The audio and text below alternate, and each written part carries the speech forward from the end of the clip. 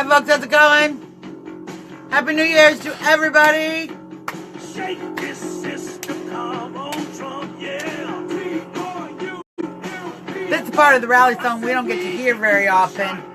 So I kind of let us go on into the song a little bit before I tuned into us. Don't start cooking, we can eat out tonight now. We can eat out. Nice. Get the Trump? I don't know. It's delicious though. That's what I'm talking about. Happy New Year. Happy New Year, my friends. Happy New Year to my friend Henry Davis with this fantastic song. So good. Always makes me feel great. I got a little Henry Davis just to bring the morning around. Welcome to the show, you guys. You are watching Trump Talk US live here, 20 minutes from our beautiful Capitol building, Washington, D.C. It has been an amazing year, everybody. I know everybody's been sharing just so many different things. Happy New Year's, Joe. So many people have been sharing so many different things about the new year, about 2017, and about the 2018 coming up. So I just wanted to take, it's 18 degrees outside. Now, y'all, I know usually on a Monday, your girl gets up, Happy New Year, Alicia, and goes down and talks to people on the streets of Washington, D.C. But let me explain something to you right now. It's 18 degrees on the streets of Washington, D.C. And people are very cranky at 18 degrees. So I'm not going to go bother people making their New Year's more difficult at 18 degrees. So I'm going to come here and we're going to recap the year. We're going to do a nice recap tradition here and go over all the things that happened during the year. And then later in the week when it warms up, we'll go bother people. Go find out, what they want Congress to do. Something. Maybe they want them to do something. They've been a very do-nothing Congress, although they pulled it out at the end with the tax bill, you guys. Did they not? I was all set to put Congress in my, winners and losers of 2017 losers category. But then at the end, Senate, Congress got together, pulled out the tax reform bill. So, it's close. It was very close. They almost made the list, but just at the nick of time, they actually did something. And this is how Congress works. Good morning, Deontay. Yeah, it's too cold. It's cold everywhere. It's global warming, you guys. Global warming makes it too cold everywhere. And I love how they call it climate change now. Yeah, the climate changes. That's a thing that happens. It goes up, it goes down, it gets colder, it gets warmer. Some people call that weather. But you see, over time, I agree with them. It's called climate change. Because the climate changes. We have ice ages and we have heat waves. The planet's doing stuff. What we're doing to the planet, the solutions they want us to use to fix what we're doing to the planet, don't fix it. That's how you know it's a scam. You see, whenever anybody says, oh, you have a problem, I can fix it for you, all you have to do is, and then whatever solution they give you doesn't solve your problem, that's how you know it's a scam. Right. Like, you can pay all your bills. All you have to do is give me this money for this timeshare, and then you can sell it later. You make a bunch of money, and you're like, see how that doesn't really solve my problem? It creates another problem that might solve my problem. That's the first sign. Scam. Yep. Otherwise, we'd still have dinosaurs. And thank God, Sean, we don't. Thank God we don't have dinosaurs anymore. Because nobody wants to be... We've seen in television form what it's like living with dinosaurs. It's a dangerous world. We don't want to participate in that. So, thank heavens for climate change. This chair, you'll excuse me, the chair keeps getting, won't roll over the carpet edge, so it keeps getting me stuck. Happy New Year, Sean. I wanted to say, I got your information. I'm making you a little something special. I'm going to send it out to you, but the holidays got me a little back, but the reason I have your address is so I can send you something special. It's coming. Just a little heads up. What are my predictions? What do you think we'll see happening in 2018? Well, one, let's talk about that, because one thing I see happening is a bigger and better Trump than we already had. Now, I know, Sean, I know we've won so much in 2017. There's been so much winning. We've been winning and winning and winning. And we're all a little like, whew, that was some winning. But 2018 is coming, so I need everybody to shake that off. Shake it off, walk it off, get ready for more winning. Because what we're going to see is a Donald Trump, good morning, Marcia. What we're going to see is a Donald Trump. So I love how I'm training everybody to say morning at 1 p.m. I just like to say good morning, even though it's not morning. I don't know. It's a bad thing. You know, it's like when the Frosty the Snowman comes live and he says, happy birthday. It's like that. Let's just take it like that. So, good morning, good morning, good morning. Yes, because see, Trump's got his feet underneath him. Okay, so Trump has had a full year now. We're coming up on the full year of Trump. We inaugurated President Trump in January 20th. So we're coming right up on a full year of Trump. And Trump has had a lot of opportunity to really kind of get his feet wet, get his hands in the dough, really engage in the political process. Alicia, we always need to pray. We need to pray for this president every day and for our country. We won, okay? We got Donald Trump and we're taking our country back. But we're not at stop praying point yet, okay? We have not accomplished enough winning to stop praying, all right? We got to keep praying.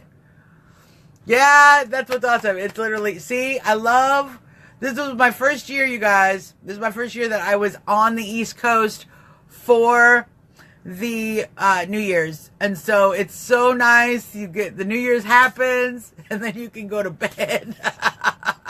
And you just get to sleep. I stayed up. I was actually awake still for Midwest New Year's. Although by the time you got to Arizona, Mountain Time New Year's, I might have been asleep. See, isn't that great? I get to start my day, my year early.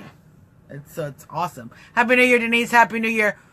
So, yeah, I think some indictment, this is what I want to say. What I want to say is we're going to see, because Sean says get rid of Sessions, and, who did I see say? Somebody, Dory. Yes, awesome. Looking forward to some indictments. Here's what is going to happen. We're going to see a Trump, who's strong, confident. Thank you, Alicia. I had to do the roots. It's looking much better. Thank you, Clearance Feria. Sometimes I like to save a little money, even if you can. So, yes, I had to do something. So, thank you. You're going to see Trump hitting the ground. I mean, he's already making some big moves. And we're going to see more big moves.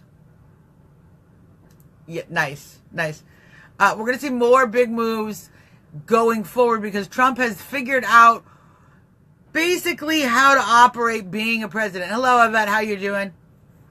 Now, as far as indictments are concerned, as far as seeing some indictments come down the pike, I suspect that the Mueller investigation is going to do its meltdown. Look, how we've gotten this far in these investigations and all this crap and how we haven't accomplished any indictments are actually connected, okay? So what we're revealing now is the extent to which the FBI is actually in collusion with the DNC to work against Trump. We're starting to out all this information. This is where you're going to actually, I think, start seeing real consequences for the actions that were taken against our president and against our campaign early in the year, and potentially actions that were taken against Trump supporters in regards to violence and attacks. So we're going to see the FBI investigating more election fraud, investigating more of how the government is connected with these violent anti-Trump groups. We're going to see more of that going forward in 2018 because it's already starting to parse out. And we're already seeing the pieces in place for that conglomerate of information to happen. So the FBI is looking into, I'll mention that in a second, Alicia. The FBI is looking into Antifa-like groups, people who think like Antifa, anti-American groups that are using violence to control political speech. That is starting to be a process that we're investigating. We're going to start looking at those people as domestic terrorists. There are deep, as you know, and I know. Seriously. Seriously, let me just get up here so I can eyeball. Seriously, there are deep connections between the Democrats and the violent anti-American left. And if they start investigating these criminal activities, they're going to find some pretty nice links. So watch that happening. Alicia, why isn't Hillary in jail? I don't know that Hillary Clinton will ever end up in jail, but I agree with Janet when she says Hillary will go down. I think down might mean run to a foreign country and never see us again. It might mean she has a heart attack. You know, we might see a karmically fitting end to the Clintons in that one of them accidentally kills themselves or suicides themselves. That might happen.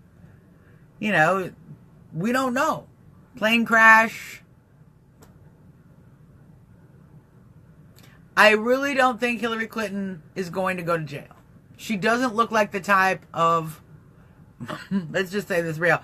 She don't look like the type of bitch who go to jail, okay? She looks like the type of bitch goes down shooting and pulls children and old people in front of her while she's shooting it out. That's what she looks like. So,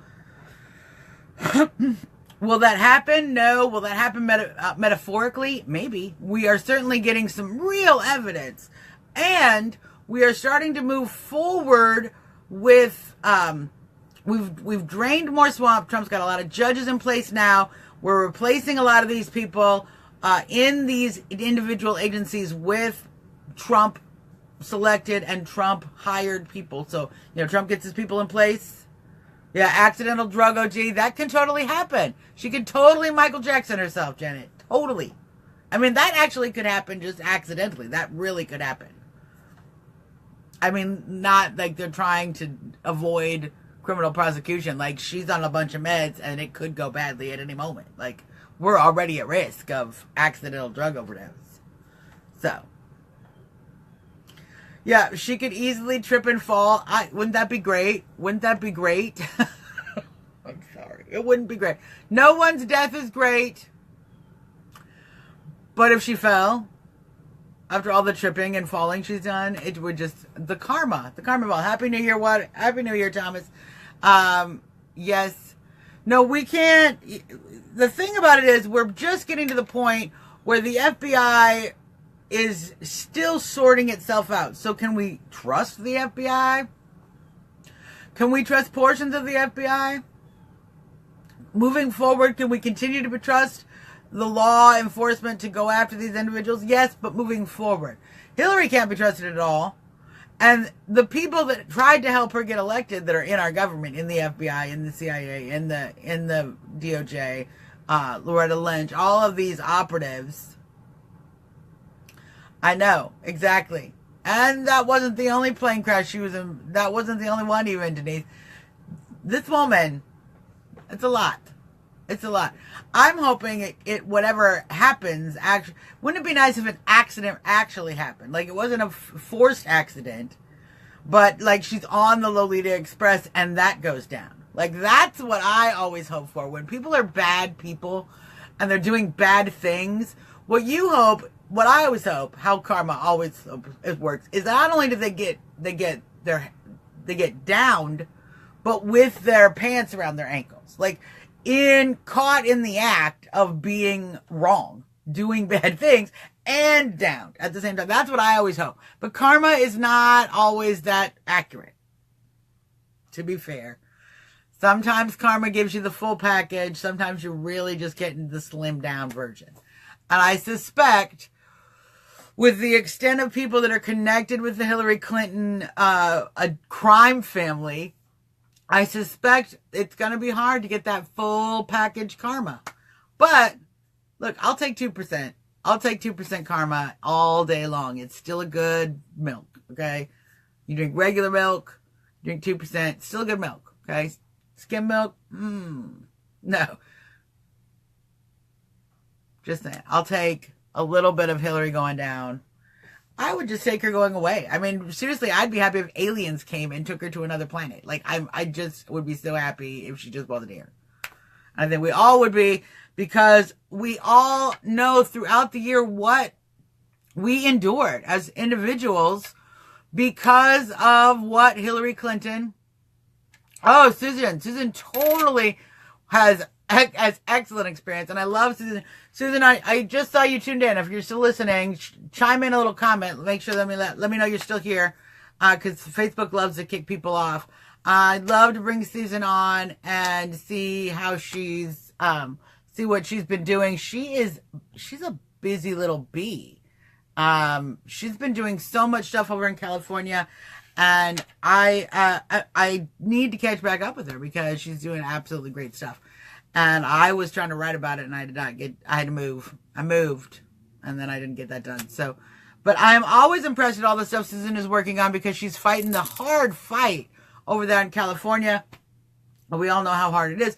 And she's one who's had a lot of experience. You know, one of the things that Susan Walsh always says is that, you know, if you talked to her a few years ago, a year or so ago, she wouldn't have told you how all these Antifa people are. And now when you talk to her, she's an expert. She's infiltrated the network intellectually. She knows who these people are. She's parsing out a lot of these operatives and really keeping us, you know, keeping the pressure on. And she does a lot of great work with that out there. And, you know, Marco does a lot of great work too. Marco does a lot of great work, actually, though, keeping everybody motivated. Susan is a little, all I would say, do not piss off Susan Walsh. That's what, we're just going to leave it on that. This is not the kind of woman that you would want to be mad at you, because she is patient and seeks revenge over time. And that's what I love about her. It's one of the things I love about my girl, Susan. Yes, Sean Loomis says, I'll take Rice, Lynch, and Comey in her place. I would take one of them.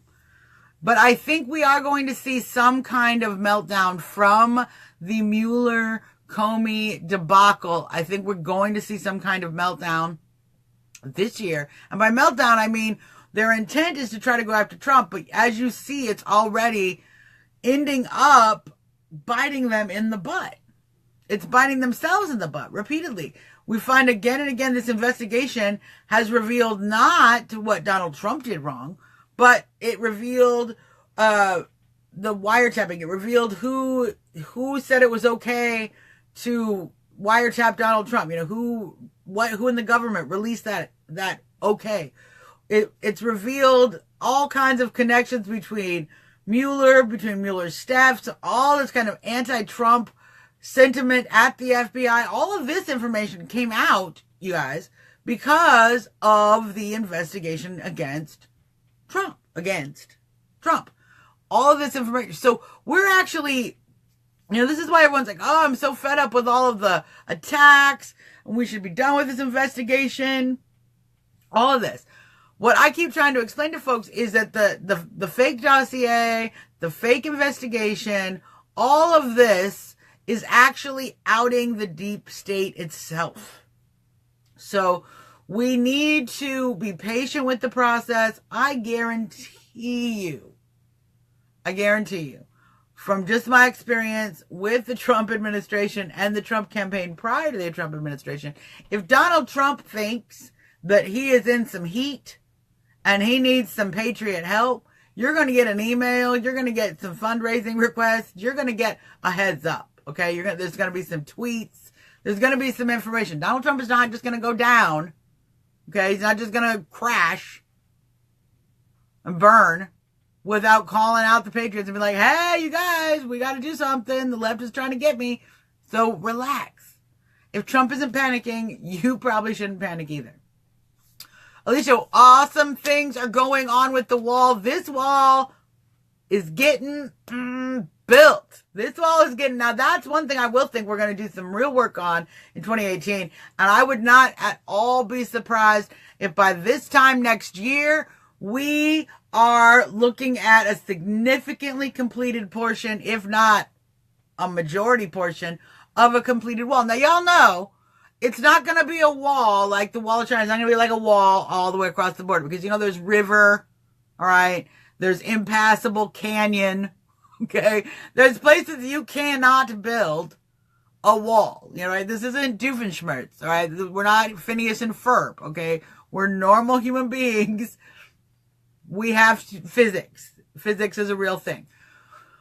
But we're already talking about this is what I love about my president so much. Oh, sometimes you just get like that. Like you watch news, you see the president handling the thing, and you go, I just love him so. Oh, you just like, you just get so, you can't help yourself. I love him so much. Look at him melt the snowflakes. You get so excited. This is one of the situations. This wall, he's already started on the wall. 2018 agenda to get this wall built. He's already talking about it in 2017. He's already angling the Democrats. Now, we talked about it earlier. Right. I love this. One side will say Feliz Navidad and the other Merry Christmas. We are actually going to help Mexico immensely by fixing our border security. I say that 100 times. I'm going to say it 100 times more.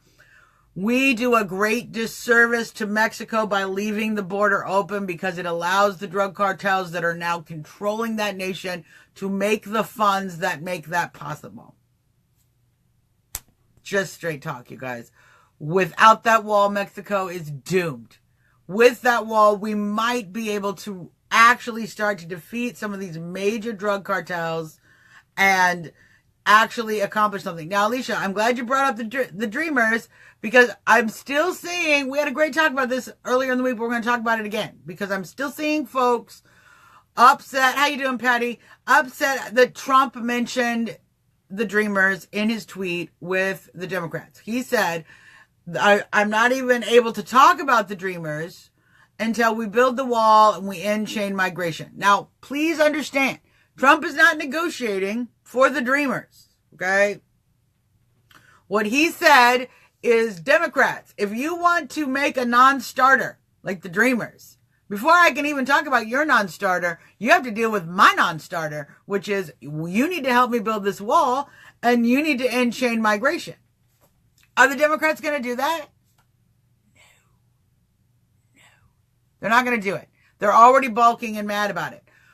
That's why it's called the art of the deal. It's not called the science of the deal. I can't just give you a book and say this is how Trump's going to do it. It's an art. So when Trump says, well, I can't even talk about DACA, non-starter, until we talk about my non-starter, he's negotiating, okay?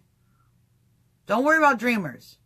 The Dreamers won. Most of them are going home. They're already being investigated individually. We're already parsing out the process, okay? So what the left wants us to believe is that the Dreamers are all a bunch of young kids who came here with no fault of their own by parents who brought them here, and they are contributing to society. We're already sorting that out.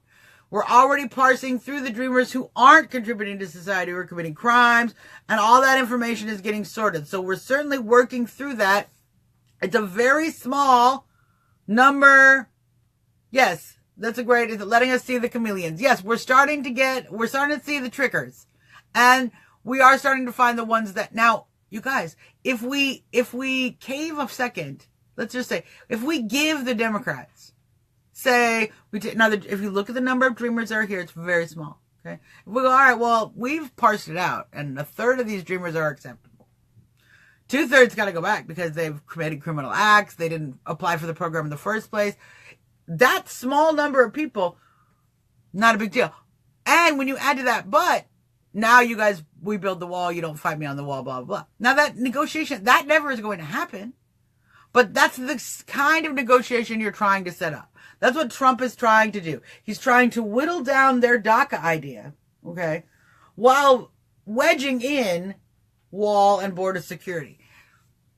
At some point in the negotiation, those things, they go, and your agenda takes place because now we're talking about that. Because that becomes the go-to again and again. Can't talk about DACA, wall. We got to talk about wall. Maybe we'll talk about DACA, but the wall becomes the go-to. Yes, and Denise, exactly. When you put the Democrats in an intractable situation, it leaves no doubt who they stand with. He's done amazing. With this tax bill, It's exactly, we've watched this exact thing happen. You know exactly what I'm talking about with the tax bill. So Trump gets the tax bill passed. No Democrats vote with the tax bill. 0, 0, 0, 0. None of them. All of them have to go home and fight for their chairs with the information. Nobody voted to lower your taxes. We all voted to keep your taxes high. That's the game we're playing. That's the champion we hired when we elected Donald Trump. We didn't elect a president. We elected a champion. Happy New Year, Jared. Happy New Year, Mary. We elected a champion to go in there and win this battle, win this game that the left and the right keep playing. So, Denise is so true. Happy New Year, Daniel wanted to say that. Denise, it is so important. What Denise said is really important. I want to just bring it up and talk about it for a second. Denise says, keep letting POTUS know what we think. Oh my gosh, Denise, nothing could be more true and more important to say. We need to keep engaging our president. Calling, emailing, tweeting, messaging, all of that information. Even the information that doesn't get to the president. Look, is he reading all this? Is he getting all this information? No, we're millions and he's one man. Are his staff getting that? Yes. Do the number of comments and the number of supportive comments actually have an effect? Yes. Do us actually just talking about things online and tweeting them, tagging the president, tagging the White House, tagging just what are trending topics, even just our trending topics, what we trend, and I don't mean what Twitter says trends. I mean, what's the movement talking about? If we can't get it to Trump, get it to Don Jr., get it to Eric Jr., get it to Laura, tweet to Ivanka, tweet other people. There's people, and that's what's so great is that the Trump administration, there's access in social media and they pay attention to social media. So if everybody in social media is like, we want this, if you've noticed, Trump responds to that. Have you noticed that? How that, like the elephant thing. Do you remember the elephant thing? He was like, oh, I think we should let the elephant out. And then people freaked out. Although I am pro hunting, I actually support the elephant hunts because it actually does great things for conservation. But blah, blah, blah. People have their opinions, but people got riled up and he responded to it, held off on it within 24 to 48 hours. So, as Denise says, his staff is watching social media.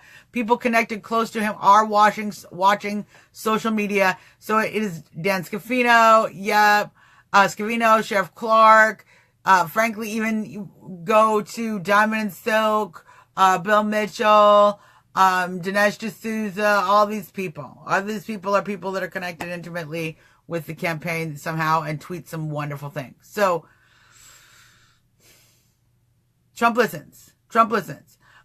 Yes, and Alicia, you can actually just go to whitehouse.gov, and there is a contact link in whitehouse.gov that will tell you how to call, how to email. If you can't find it there, just Google call the White House. It'll tell you. There's a set number to call the White House, and it certainly will. You can leave a message. They have people there to take your message. That's what they do. I mean, maybe not today. They might be on vacation because it's the first, but tomorrow, definitely tomorrow. Oh, that's so awesome. Ivanka Cynthia was the exact same age my daughter would have been. That, it's so great to see. I've seen so many pictures this year of Trump being Grandpa Trump. Wouldn't that be great? Isn't he a great grandpa? Don't you wish your grandpa was Grandpa Trump? I wish that every day. That would be an awesome day. But no, I'm a little old to have Grandpa Trump. I'm a little old for that. His sons are younger than me. So I think John Jr. just turned 40 or 45 or 42 or 40. I think he just turned 40. So, yeah. Wouldn't really be Grandpa Trump. You can also tweet at POTUS. Exactly. You can tweet at POTUS or at Real Donald Trump. At Real Donald Trump. And there we go. Mary, thank you. Whitehouse.gov /contact. See what I'm saying? There are ways to let your voice be heard. And just as Daniel mentioned earlier, just calling to thank the president, great idea. Thank him for specific things. Don't just call and be like, hey, you're doing a great job. I mean, do that. That's fine. I'm not telling you, what to do. But, yes, we got to go hunt that down together, you and me, Denise. We got to go, on a mission to find, we'll like they used to have a mission when when you were a teenager and you wanted to figure out how to get backstage in a band, and you're like, we're going to find out how to get backstage in that band. We're going to find out how to get inside the Breitbart agenda and help make this country good again. And Steve Bannon is doing some amazing things over there. So, yeah, get involved, write or call. Mary, thank you so much. Thank you for sharing the links. I love when you guys share the links because it lets people who are watching the feed later, just as they're like, oh, I wonder what it is too. And then it's right there. The information is right there. And that's always so, so great. And we continue to try to master using this medium, using Facebook Live appropriately. As you know, I used to be able to do Facebook Lives from the Overpasses for America page. And I can't do that anymore because Zuckerberg created some weird thing where now, and it's not just me, I've found, other live contributors to pages, it says they're a live contributor in the settings, but there is no go live button and they actually have no means to go live. Says I'm a live contributor, no way to go live. So, this is a problem. Apicute1000 to chat to you too, Karen. Yeah, Zuckerberg's messing it up. So we certainly have to keep on that, and it's very frustrating. But I mentioned it because we're continuing to learn how to use this method and get around Zuck while we're doing it. This is what's so frustrating, is that it's bad enough just trying to learn how to share and add and schedule all these good things. On top of that, you got to learn how to trick Zuck into not quieting you, to let people actually come see the show. To not delete your post because you played 2 seconds of a song they decided they like. I don't know. It's always a battle with these people. So, we're doing great work because we're fighting uphill. Definitely fighting uphill.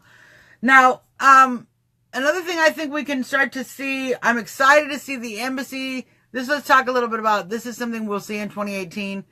And I think it's going to be a huge, huge impact. I mean, yes, no, Zuck literally does this.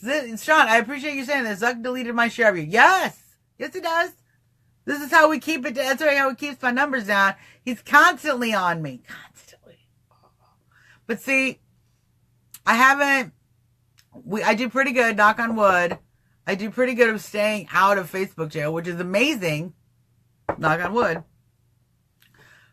Because people go to Facebook jail for saying nothing. And I say nothing all the time. So, I mean, it's not like I see what other people go to jail for. I say things that, I mean, literally I've seen, we are putting you in, we are blocking you for the next 30 days because you said this. And then there's literally a box of emptiness. I say empty all the time. What is that even? I don't know, but I've seen people 30 days of Facebook jail for literally nothing. So, yeah, I think Zuck likes having me here to mess with, actually. I think he's sad if I'm totally gone, but he still just likes to mess with me. I don't know. So, Jared, you might just be lucky not to have people who report you. This is the other thing. One way people stay out of, don't confess, don't crack. One way, some people suggest staying out of Facebook jail is to go and take your page off public and make it so just friends, and connections can see it. Friends of friends. I'm not doing it, you guys. I'm here sharing a public message about my president, Donald J. Trump. I want anybody who is willing to tune into that to be able to listen. And if that makes them mad and they get all upset at me and they cuss me out, then I do what Jared does. I block them. Easy peasy. Easy peasy. So I'm not going to take my page. That's how the terrorists win, you guys. I'm not going to take my page off public. I'm not going to do it. I'm not going to let the terrorists win. So we're just going to use superstition and knocking on wood to hopefully keep my page safe. Now, one thing I know we're going to see, I got off on this for a second. See, just knew my Muslim go beam. I know they get so mad about those. We are going to see a massive amount of activity in the Middle East, and I'm glad you brought that up, Denise. I'm glad you brought up Muslims, because that's what we're actually going to see a lot of fighting with. But as we move our embassy, because we're going to see action on that this year, the embassy is getting moved this year. That's going to happen. As we see action on that, and we see other countries join in on that moving, we're going to see the battle is going to look more heated, because the Palestinians and the radical anti-Jew, anti-American Shariaist Muslims are losing. They've lost a ton with ISIS. Karen brings up Iran. You see them losing ground in Iran right now. That's why they have an uprising as we speak. As we speak right now, that's why they have this, we recall the Green Revolution, and there were several times, there was a period of time in the Obama administration where Iranians had, in fact, at that point, risen up and were speaking out against their government, and we did nothing. If you recall, we did nothing.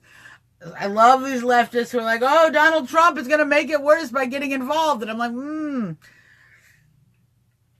what about Obama, who didn't get involved, and that actually made it worse then? What about that worse? Yeah. Trump tweeting isn't going to make it worse.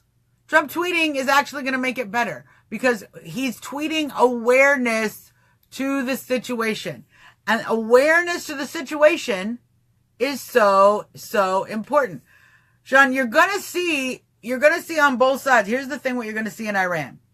Because right now there's a movement of people rising up against the Iranian government, and you're going to see them chanting death to Rouhani, death to anything. They like to chant death to stuff. I don't know why. I didn't invent the system. They just like to do it, okay? When the Kurds were here, they like to go down, down. Down, down to this person. Up, up to this person. Okay, that's how they chant. It's fine. You're going to see a lot but see, the same people, just because the Iranians are fighting their government, doesn't mean they all love us. They're not like, yeah, America, yet. But when Trump tweets support for them, he wins. You guys, that's why I keep saying Trump tweets good. These are good things. He wins the hearts and minds. Actually, by saying nothing, you make America look like more of a jerk. You make America look like, I don't care. America doesn't care about us at all. We could all just die and America wouldn't care. That's what Obama basically said to the Green Revolution when it came up. Now we have Trump. Trump isn't doing that. Trump is saying there's many good people there. They want freedom. They want democracy. He's actually shaping their narrative. Okay? Because there are obviously individuals now. In fact, I saw this report on the international news just yesterday. The revolution is actually changing shape. So it started out being predominantly against the huge cost, and the government is overspending and all of this money. It's turning more and more, their demands are turning more and more towards the removal of the Islamic government itself and a free and open elected democracy. Great. That's actually the change that we need to support. That's the change Trump is tweeting about, and he can help shape the narrative when the president of the United States says, yes, people were reaching out for freedom. You're actually empowering the people within that revolution who are looking for freedom. And you're disempowering the people who are just looking for power or looking for revenge or looking for imposing worse religious law, whatever. He calls out the people who are good. He empowers the people who are good. Sharon, I know some Trump supporters don't like it. Some Trump supporters might not get it. I kind of feel like if you are a Trump supporter, now I understand if you don't like Trump's tweets and you hate Trump. If you hate Trump, you're going to hate his tweets. That just makes logical sense. Okay. I'm not worried about that. But if you say you support Trump and you're mad at his tweets, I think you just don't get it. I think that maybe somebody just needs to explain to you why Trump is tweeting those things. You just don't understand the art of the deal, the art of using social media as a voice, the art of going around the media and getting your message out directly. You just don't get it. So I just keep explaining it to people. I just keep explaining, this is why the tweets are good. This is why the tweets are good. Over and over, we go through this over and over and over. You know, I know, bummer people telling Trump to be quiet about it. Don't be quiet, Trump. Trump, if you are listening, he's not listening, but if he is listening, and if any of his people are listening, just Suzzanne Monk from Trump Talk US, right here in DC. So if you need me, you can just call me. I'm 20 minutes away. I'm ready to go. I say, keep tweeting about Iran. I say thumbs up on the tweets. So if anybody is getting that message, let me know. They might not be real Trumpers, or they're nervous. You know, there's another category of Trumpers I call them nervous Trumpers, Yvette. They're nervous. They voted for Trump, and they're excited about Trump. But they're worried this isn't fast enough. They're worried that isn't happening. They're worried. And when they're constantly whining about stuff. And you're like, why are you guys whining about it? Trump is handling it. Are you mad at Trump? What has Trump done wrong? And they're like, oh no, I love Trump. And you're like, oh, you're a nervous Trumper. That's what those people are. They're nervous Trumpers because they just don't really want to relax and trust what Trump is doing. And, you know, I don't just trust him blindly. I look at what the man is doing. I see the logic of it. And he's done that so many times. I have a good faith that the man's going to keep doing it. So, yeah, he tweets because the mainstream media lies and spreads fake news. Yes, Margarita. And he actually, that's his stated reason. Oh my gosh, Facebook tried to get me to block you, Denise Ledbetter. It tried to get me to literally block you from the show. That's how bad Facebook is. I'm just trying to scroll up to the comments. Facebook's trying to get me to block the viewers. Yes, the fake news constantly is messing up the interpretation. Constantly. And yes, keep poking the bear, Mr. President. Please keep poking the bear. Please keep poking the bear. If the media is the bear, poke away. Because at some point, we are going to get our media back. At some point, Trump revealing the fakeness of the media. See, we've had administrations that just buy they just buy the influence of the media. They don't care that the media is biased or not. They just buy the bias. Okay. They just buy the bias to be on their side. You just pay. We've had that kind of media for so long. Yes, Denise, it really does just try to get me to block. It's sneaky that way. I go to scroll and it brings you up and then it's like, do you want to block her? I'm like, what? No, that's my homegirl. I don't want to block Zuckerberg. So, you know, the media, it's slowly showing its ineffectiveness by this dance it's doing with Trump right now. So we see Trump, he takes on the media. The media looks worse and worse. At some point, we've already started to see the firings happen. Now, are those firings happen because they're losing viewers? No. But let's not pretend that isn't a factor in many of these decisions, okay? Oh, Alicia, that's a good question. Let's talk about that in 1 second. As soon as I finish out what I'm saying here about the media. We're going to start getting the media back as the media keeps looking bad and worse, and they keep losing viewers, and they keep making fools of themselves. At some point, the people who are going to rise up are going to be better journalists and more honest journalists and better news sites. So we're going to see the old news media fade, and we're going to see new news media. Some of you are young enough at least to remember that Fox didn't always exist, right? Just saying. And then that went huge. We're going to see that happen again and again. Now, Alicia, she asked, how do you open the eyes of college-age individuals? Some in my family hate Trump. Yeah, there's some great, it's really hard. It's really hard because they are inundated constantly. But I'm going to give you a few things that I think are good ideas on how to break the mental process of the youth. One thing we always want to keep in mind, youth like to rebel. Okay. So if you tell them to like Trump, they won't. And it'll be worse. So you can't just go, you're an idiot, you should like Trump. That's not going to do any good. And they're just going to dig in more into their position. Better ways to do it is to actually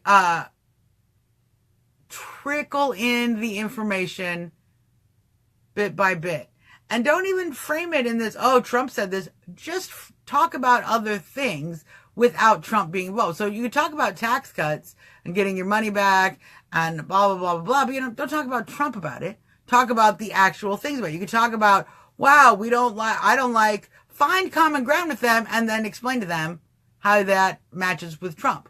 For example, one of the things the youth are very upset about is using our military for all of these foreign wars. All these foreign wars. Okay, we're always over there occupying nations, blah, blah, blah. Right. And you say, oh, I agree. I don't like that either. And they go, what? And I go, yeah, I don't like that either. That's why I elected Trump. And they go, what? And I go, yeah, because Trump said the exact same thing you're saying, which is he doesn't like to be over there occupying other countries, spending all this money and time telling other countries how to live. Ding. Now, is it a little ding? And do they still have a whole bunch of like Trump hate darkness in their head? Yes. But that's a little candle. You light a candle. Okay. Then you light another candle. Then you light another candle. In this exact way. This is how we're going to get the left back. Is they're going to get tired of being told what to think. I mean, not the left, the youth. Back from the left. This is how we're going to get the youth back from the left. They're going to get tired of being told how to think. They already are doing that. There's a huge uprising in colleges going on now. There's a lot of conservative young people. Exactly, Sean. They don't know what hit them. When you swoop in like that, you really got to swoop in. Break, give them some like, oh yeah, that's some great ideas.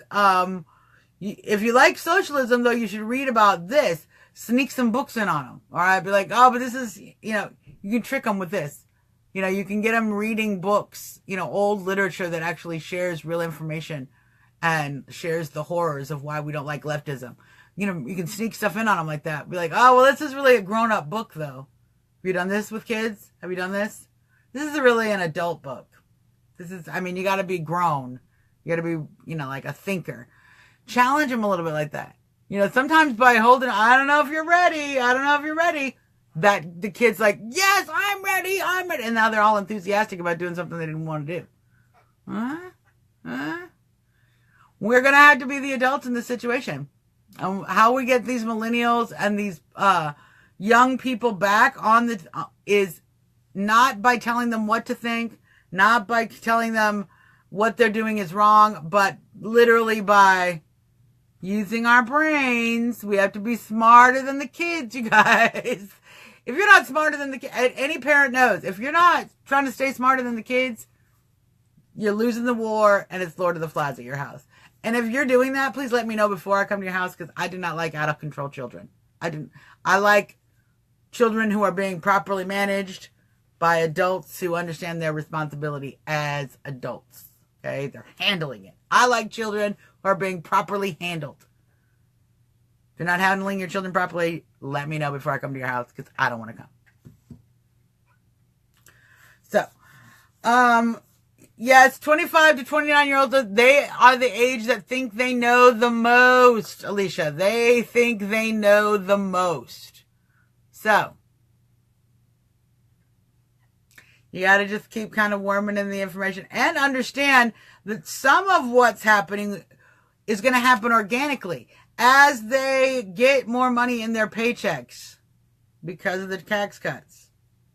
That vitriol against Trump will fade. Now, it also depends on what kind of activities. Here's the other thing that's important. It depends on what kind of activities these young people are doing, whether you're going to be able to extract that, red pill them, if you want to call it that, or not. Because, if they just have a normal job doing normal things, great. If they've joined one of these green organizations or they teach college or they're involved in some way in the leftist scene, yeah, you got to get them out of that. because they're being inculcated every single day. They are constantly reinforced to hate Trump, and there's no way. I mean, you could just literally in their sleep be like, Trump is good. These are all his accomplishments. You don't hate Trump. You get like the entire time they sleep. You get hypnotized. Wouldn't do any good because they're constantly getting the negative reinforcement. Sean, let me read about young people in Florida. Yep, they do. Sean says told my one lib kid I was gonna Hillary Clinton my computer before trashing it. They had no idea what I meant. So educated. See, Sean, excellent suggestion. What you're saying, jokes. Okay, jokes are a great way to bring the youth back. Tell a little joke. They're like, what? And then you're like, yeah, let me explain my joke to you so you can laugh with us. Because, we're all laughing. Us grown-ups all laugh at this. You should join us. Jokes. That's how you think. In fact, we need to get schools. Well, I agree with you 100%. And I find that the divestment of Christianity from education, because it's not other religions. They didn't take Islam out of the school. They keep teaching you about that. But by removing all discussion of Christianity from schools, that's been a bad thing. But we need to get schools back in school is really the problem.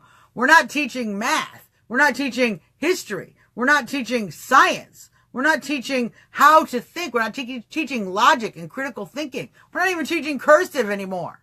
Okay? We're teaching social justice crap. We're teaching hate for our country. We're teaching revisionist history. We're teaching all of this junk. Now, we think, because they've been teaching it so long, we think that these cultural studies actually have some relevance. They've actually done some research and they have some relevance. They don't. Literally what happened is somebody said, oh, we have to make a judgment about how white people suck. Let's say white people suck this way. And they said yes. And they wrote a book about it. Okay. And then the next generation of college kids read that book and wrote, oh, that's totally true. I'm going to write my thesis on a book about this book. And now you have layers of books teaching things like white privilege, teaching things like, America was a slave nation in its founding, totally ignoring the reality that America actually was built on the purpose of ending slavery. And the Constitution was written with that in mind. All of these aspects, totally limiting. They're not teaching civics. They're not teaching any of this, Chris. They're not teaching debate. We're literally teaching people to not debate. Oh, don't say anything that might hurt somebody else's feelings. We all have to sit quietly and color.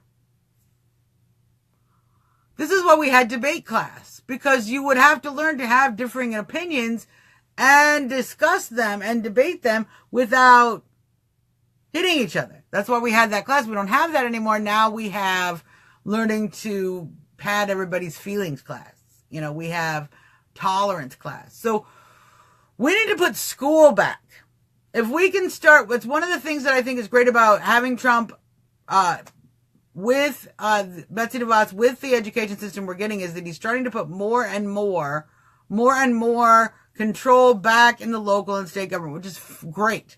Because that means all of the sensible schools across most of the country who want to teach their kids real stuff are going to go back to doing that. Whereas, yes. Whereas in California, you can teach them to knit pussy hats and love their neighbor and analyze 28 genders. Whatever you want to do. But that's on you, state. And that's not on the education system. And that's not imposed upon children everywhere. And it's great for everybody except California, which is like, to be fair, we make jokes about California. Don't give up hope on California. There are tons of people in California who are conservative, who are homeschooling, who are using whatever method they can to try to avoid the leftist state. They're very upset where their state is going. They're fighting really, really hard to bring it back from the brink of communism. Don't write California off, you guys. Pledge of the flag in classrooms. Jenna, if we can get back to that, that would be great. In fact, I would really appreciate it if Donald Trump used the Department of Education for anything. It would be to make that happen again. I would be able to go back to the moment of silence. Remember when we used to have a moment of silence that you could use to pray or not pray? Sometimes you'd use it to pray. Sometimes you'd use it to put your head down. I would go back to that. That was actually good. If for no other reason, as a teacher, it has merit. You know what it teaches you? How to be quiet for a minute. That's actually a skill we don't know how to do. These kids do not have this. They do not have this skill. Thank you, Alnado. They do not have the skill of sitting quiet for 2 minutes. Let's go back to that. Teach that again. It only takes 2 minutes a day. We practice every day. Okay? Being quiet. The problem is that we've allowed there to be so little disciplinary methods available to teachers. There are very few ways to enforce these kind of activities. So what are you going to do when they're not quiet? Yeah.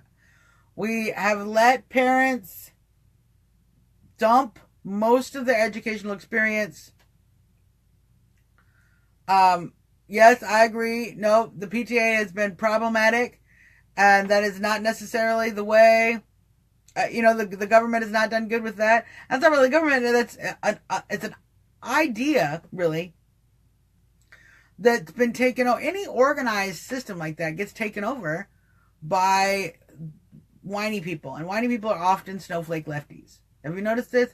So you have the PTA, they're an organization. Unless you just have, you have parent-teacher relations. That's not the PTA specifically. It's just parent-teacher relations. But you get an organization involved. It's the people who care too much. They join these organizations. And people who care too much, oh man, are they so often snowflakes.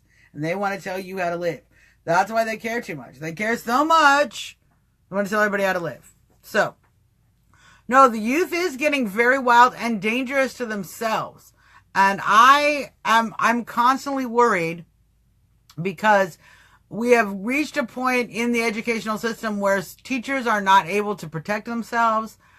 Students literally are attacking physically their teachers, assaulting their teachers.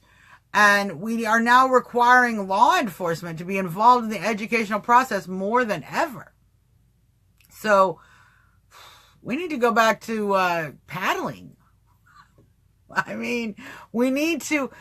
That's metaphorical, although I wouldn't be mad at all if we went back to letting schools paddle children. We need to go back to allowing schools to have some kind of consequences. We've got to stop treating kids like they're little, precious, fragile glasses that if anything happens to them, it'll shatter. We're literally making inept, dysfunctional citizens by making these people who they can't hear a negative opinion. They can't lose and see somebody else win a trophy. They're literally weak emotionally. They're emotionally weak and they have no morals because of this. See, Denise, we started losing morals in kids when we taught them that win or lose doesn't matter. Win or lose totally matters. And here's the other thing. All kids know that when they're young. Okay? Every child is this is basic human sense. There are winners and there are losers. If you play a game, somebody wins, somebody loses. Everybody knows that. It is only that we teach them, oh, no. It's okay. Everybody's trying. That's a grown-up crap thing we think. Kids don't think that way. Kids are automatically comparing each other to every other kid. By nature. If you put kids in a field by themselves, unattended, okay, one of two things is going to happen. They're going to figure out how to race each other, okay? They're going to figure out how to beat each other up to see who's the toughest. Kids naturally are going to figure out who's the fastest, who's the smartest, who's the toughest. That's what kids do. That's how kids roll. Natural. So when we as adults say, oh, no, you're all equal, kids go, I think these adults are lying to us. And we are. We are lying to them when we say that. And so they trust us less. So instead of having that nice period of childhood when kids are like, adults tell you the truth and nothing adults say is wrong, they early on start to think of adults as people who lie to them and don't have the facts. Either adults are idiots, they don't know what's going on, or they're just not to be trusted. And we're now starting that early on. They're starting to get that attitude at 4, at 5, at 6, at 7, at 8, all ages in which used to be the adults were magical people then who could do and accomplish anything. My dad could do anything. Right. But when your dad comes and says, no, we all get trophies, even the winners and the people who didn't win as much. That kid goes, you mean the losers? In his mind, he goes, you mean losers? People who lost? I know what lost means. Why are you hiding that from me? What else are you hiding? What else are you not telling me the truth about? And we have eroded immediately the parent-child, adult-child relationship. We got to stop doing that. Telling kids that everybody wins to hurt their feelings is actually making them less able to trust adults, less able to learn from adults, and more likely to cause conflict, cause disruption. If you have anybody who's worked with kids or has kids knows that if you don't give a kid any attention at all, that some of those kids are going to figure out how to do bad things to get attention. Do you know this about kids? If you're ignoring that child, you just don't pay any attention to it, they're going to break something, hurt something, cause some kind of ruckus, poke their brother or a little sister so that they yell, so that they get attention. Kids are desperate for attention. Why? Because they want you. This is what kids want adults to do. They want you to teach them the boundaries of being a human.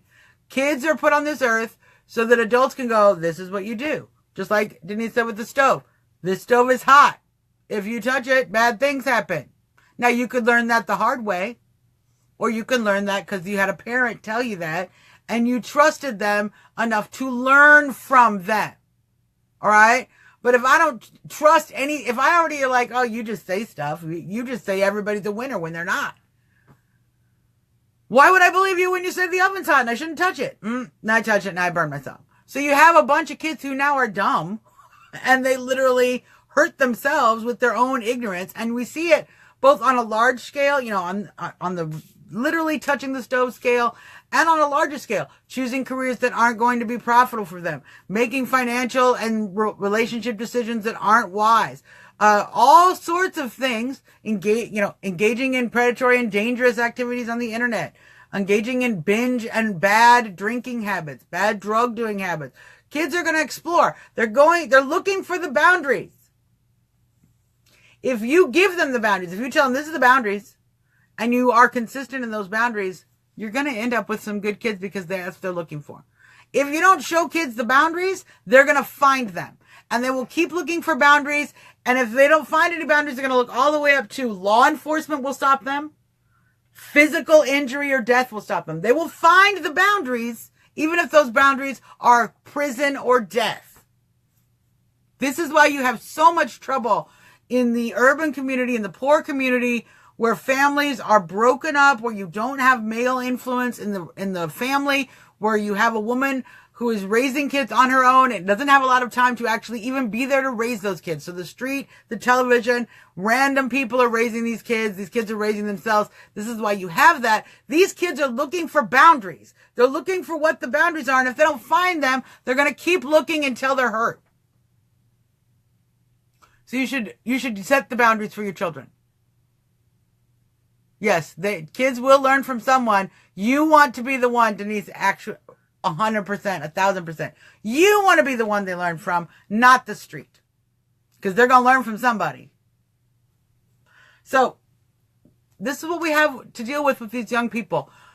Be honest with your own folks. If you can homeschool, that's great. If you can't, don't panic. The world isn't going to... You got to just be honest and involved with your child's life. Teach them to critically think.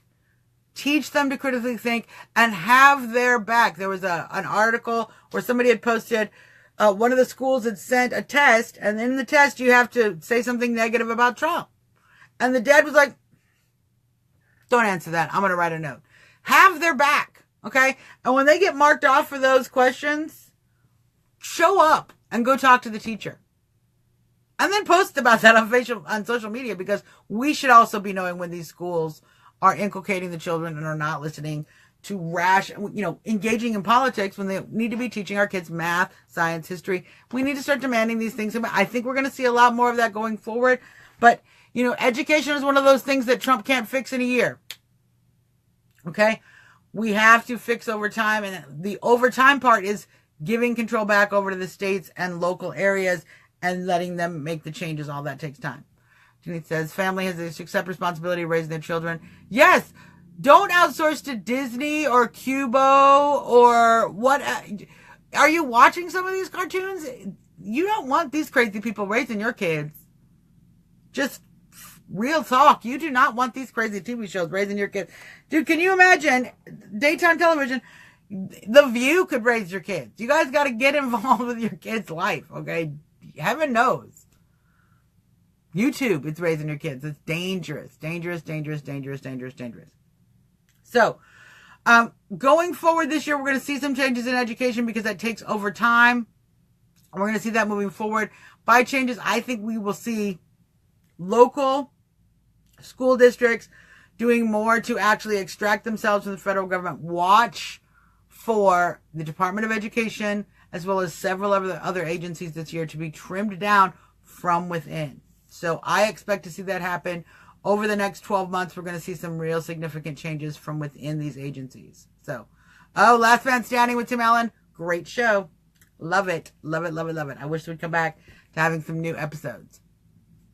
So, how's it going, Alice? Alice is great. Virginia Women for Trump. A wonderful woman who does a whole bunch of work here in the Maryland, D.C., Virginia area. I'm glad you could pop in on the show. And she knows what I'm talking about. She's very wise in the ways of people. So she knows exactly what I mean. When you have to handle children, you have to teach your children. We have to deal with the changes in the schools. We have to get involved with that process. And you remember when you were a kid and they said, use your words. Don't use your fists, use your words. Or the teacher would tell you that. We need to go back to that. Only we need to use our words with Congress, with our local district. And if you guys if you have children and you're not involved in some way, trying to participate in the local school board, trying to, at least showing up for these meetings, I don't know what you're doing. If you are sending your kids to a school and you are not showing up for the meetings, how do you expect to control the environment your kids are learning in if you're not engaging the process? It's one of the things we'll talk about, and then I'm going to let you guys get back because it's 2:15. We've been talking for over an hour now. We need to engage our government. Yes, Alice, exactly. We need to elect better people on our school boards. We need to get involved. Engage and get involved. Get on the school board. Even just show up for the meeting. We need to get involved with making sure we're getting informed. Go to the whitehouse.gov and get the information. We need to get involved with all kinds of things that are happening in our government. Be informed. One of the reasons that the Trump movement is so effective is we keep each other informed. Valerie, one thing that should have never stopped the draft. Let me just talk a minute about the draft, because I am an anti-draft person, although I appreciate what it does in other countries. I know, they're a great group of Trump leaders. I agree, Denise. What I know is that in other countries, when you have had when you force young people to serve, it can have a benefit. Unfortunately, the draft is based differently. So we would have to set up a system like Israel where you're required to serve as part of aging or such. But what we don't want to do is set up a draft, because what we saw in Vietnam particularly is that when you, in wartime, draft is great in peace because you just, you're just drafting everybody in to, to train. But when you're at wartime, what you do is you send people who are unwilling to be there and uninterested in being there into a war zone to protect other individuals like a brotherhood. It's very dangerous, has huge risks involved when you are forcing people, when you are drafting people into a battle situation. So it's one of the reasons I don't support the draft, but I do think we should go back to promoting military service in our schools. We should go back to promoting and allowing recruiters to get involved with young people and teaching young people that the military is an option, because it is an option. And it is only through these lefties that it has gotten out of the schools. We used to, back when I was in high school, you'd see the military recruiter in school all the time. We had an ROTC program. We have all of these things that involve educating kids about the military and about citizenship, about patriotism. So important. Promote ROTC is exactly what I'm talking about. It's one of the reasons this kneeling thing in the NFL is so volatile, who's gotten us all pissed off. Good morning, Gary. How's it going? The reason it's gotten us all pissed off is because the NFL used to be such a supportive force for representing the military, encouraging young people to get involved in the military and to serve, and then to have the players protest America while you have the Army and the Marines and the military funding advertisements to promote military service, but you have the players dissing it. That's ridiculous. That's why everyone's mad, because it's cross purpose. We shouldn't. I'm not a big fan of the military needing to spend ad dollars anyways, but we do need to continue to build a healthy volunteer force, and advertisement is one way to do that. But it certainly doesn't help to have these kneelers, because they're literally an advertisement for the opposite. We don't want that. We don't want that at all. Catherine Royer says this high school here still has ROTC programs. It's so good. I know that my niece, she's been out of college, she's been out of high school for a couple years now, but even as many as 5 or 6 years have gone by, but she was in ROTC in their school as well. There are some great programs. So there's a lot of good stuff that we can do, but one of the ways to, you can't draft them, you got to encourage them. We could, I don't know, pay our soldiers an adequate wage and make sure we're actually providing a reasonable income for our young men and women who are serving. What? Right. No, let's keep wasting money on planes that we ordered from Boeing that we don't need anymore. Oh, wait, we're not doing that anymore. Trump calls you and says, we're not doing that. We're not paying for those planes. And we save the money. So, yes, religion. Alice, this is so true. She says, the breakdown of our society starts with getting the children early. Religion in our schools has been replaced with the environment, fake global warming, etc. Yeah. Timeless timeouts for children helps them learn to think, telling them they can come out when they decide to cooperate. Yeah, that's actually, Peggy, that's great advice. I'm glad that I read all the way through that, because that's actually great advice. And I even would still do time limits, but it starts when you start to behave. So like when my little nephew, he was 4, we'd do timeout, and I would say, okay, I'm going to give you 2 minutes, but timeout starts when you have your hands in your lap and you're sitting. Again, it doesn't start until then. So it is timeless timeout until you're ready to start. Until you've at least gotten this much control. Then I'll start the clock. And then you have to stay in that control, because if in the middle of that you're like, then I have a chance to go, are we messed up? Do we need to start over? No. You see, Peggy is actually very right. You have to get the children to control themselves. So important. So important. All right, you guys. 2018 is upon us. We got a lot of work to do. Let's just review a bunch of work that we have to do real quickly. We have to get involved with these MAGA candidates. We have to red pill as many people as possible. We have to start registering voters for the Republican Party that will vote for Trump candidates and Trump in 2020. Not just any Republicans, Trumpy ones, okay? We need to support each other. We need to make more friends. We need to normalize Trump support. Wear our Trump gear out. Find friends to go wear our Trump gear out with. We have to get involved in our communities and, frankly, just be bold, happy American Trump supporters. Wave our flags. All of this stuff is so actually key. Making that normal again. Make flag waving normal again. Let's do that. That's going to do some great work for getting our country back. Timeouts do not work with teens. Phone outs work. Let me tell you, you want to get teens? Take that phone. Woo! And if you have girls, let me tell you something else. Take the makeup. You want to teach young ladies a lesson, okay? No phone, no makeup. You have their attention. I'm just going to guarantee you right now. If you take the phone and the makeup from these young ladies, you have their attention. Now, they might not be very happy with you, but you know what? You know what? I'm happy with you all the time. If your children are happy with you all the time, you are not a good parent. Fact. When the kids know what is expected, then yes, it's exactly. Teach them the boundaries. I taught for many years, and one of the best things you can do is to let the kids know up front what the boundaries are and repeat them. You might have to say it every single day. In fact, when I would take my little niece shopping, even when 2.5, 3 years old, we'd go over the rules of shopping. Okay? We go over the basic rules of shopping. We would say, okay, so what do we do when we go shopping? Do we yell? No yelling. Do we cry? No crying. Do we grab stuff and ask for stuff? No grabbing and asking. Okay, what happens if we do those things? We have to leave the store. Right. So now I know what's wrong, and I know what's going to happen if I do what's wrong. Boom. Deontay, we get talking over here. See, you pop out. Deontay is so busy working very hard to do exactly what I said, which is to red pill. He doesn't even know what red pill means because he hasn't seen The Matrix. We should make him, I should pin him down sometime, make him watch this movie so he knows what we're talking about.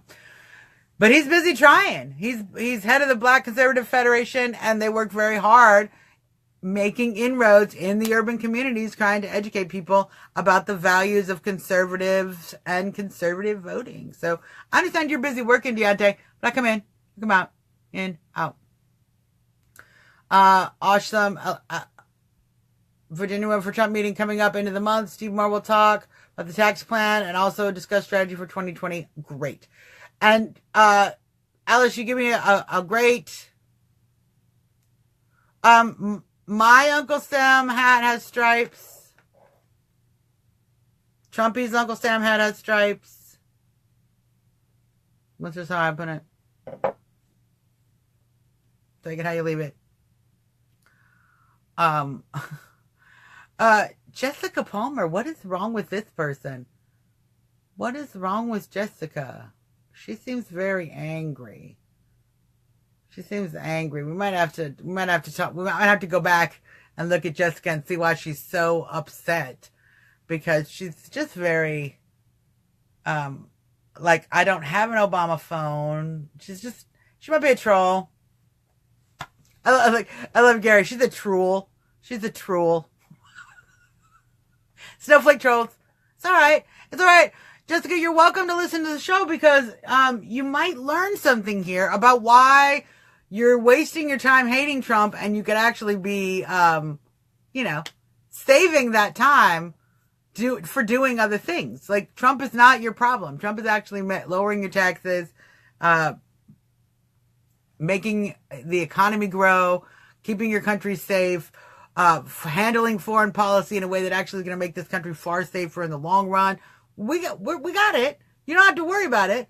What you can do is, instead of being over here on my live feed, which is one of the reasons it takes so long, Deontay, you're over here on my live feed, coming up with snark, you could be saving that snark, go get a job, like writing for 2.5 Men or something. You work on TV, get involved with stopping human trafficking, get involved with that. But we're doing it better over here. At some point, somebody's going to tell you, what you need? Border security. So you're welcome to listen, Jessica. You're welcome to listen. You might gain a few things. And we all have to get back to work. Alice, thank you for reminding us. You guys, we're going to have to just be, I just say moving forward in the year, let us melt the snowflakes as gently as possible and continue to move forward.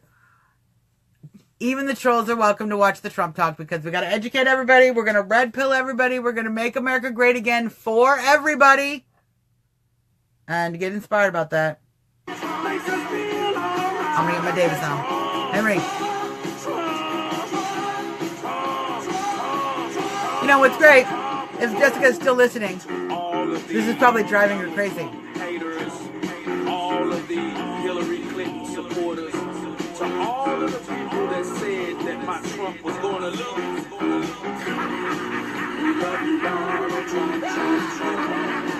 Yes, to all of our haters who said that Donald Trump was going to lose. First year of Trump, going great. Let's get started on Trump 2.0, babies. All day long. Love you guys. Happy New Year from me, from Little Trumpy. Thank you, Janet. Thanks for tuning in. See you back again tomorrow. We're going to have news. We're going to have information. We're going to have strategy. And more Trump.